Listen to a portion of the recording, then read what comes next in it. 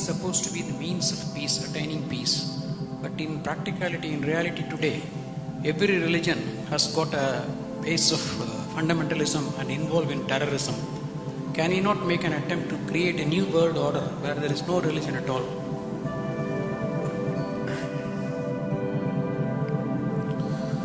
Now, what you unfortunately know as religion in the world today is just somebody's belief systems. Somebody believes God is round, somebody believes God is square, somebody else believes he's a triangle. That's the situation, isn't it? And you must understand this. Once you start believing in something which is not yet a reality for you, you are bound to be in conflict with somebody else because somebody else is bound to believe something else. No, I believe in my God, but I am not a violent person, I will not fight with anybody. All this is just make-up. If they provoke you sufficiently, you will fight. Like, for example, let's say you believe God has 4 hands. I believe God has no hands. These are 2 belief systems. Tomorrow, out of your love for God, you put 100 feet tall statue in Coimbatore city, of course with 4 hands. But suddenly I feel so hurt. These 4 hands look so ugly because God actually has no hands, because that's my belief. So tonight I will go to that statue, I don't intend to cause any damage to your God, just to make him the way he really is, without hands.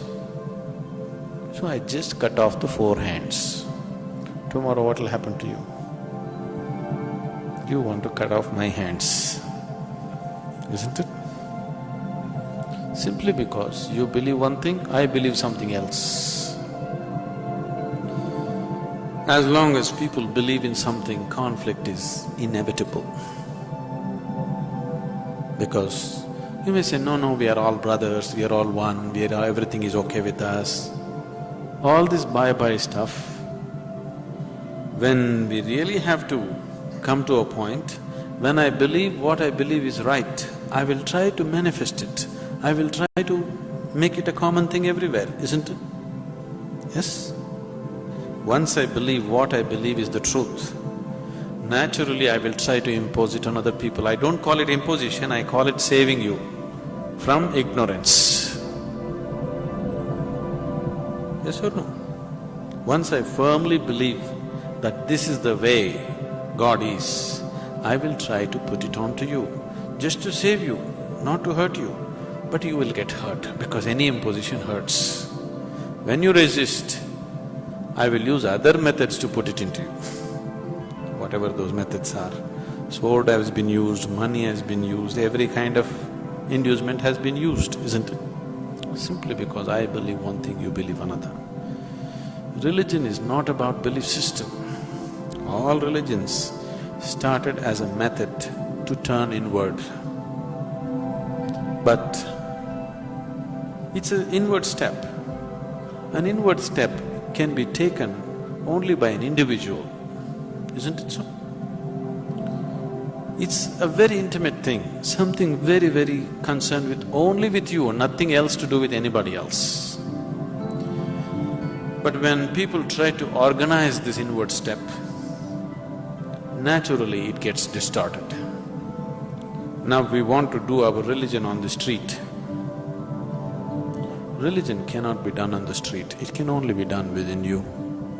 If you become truly religious, you must be beyond any kind of conflict, isn't it?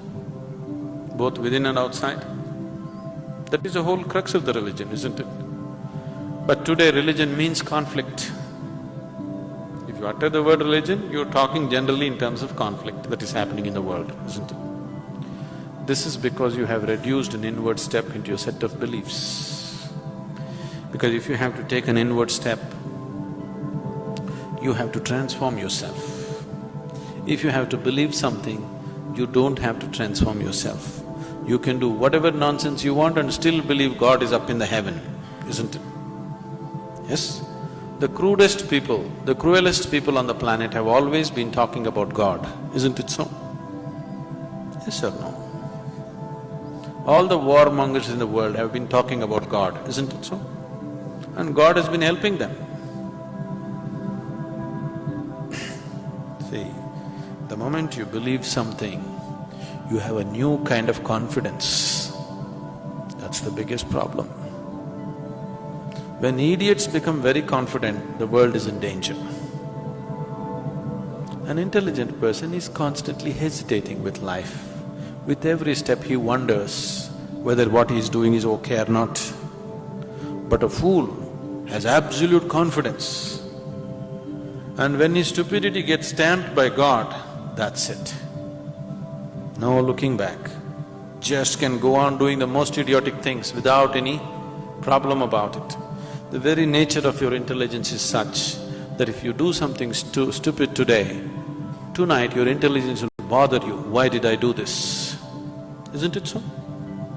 But if you get God's stamp on your stupidity, you don't have to turn back and see. You can do grossest things on the planet and not bother about it, feel very proud that you're anyway going to go to heaven because you did all this nonsense. There is no experiential dimension, you're just believing something. Once you believe something, your belief and somebody else's belief are bound to clash somewhere. The conflict in the world is not between good and evil, please see this.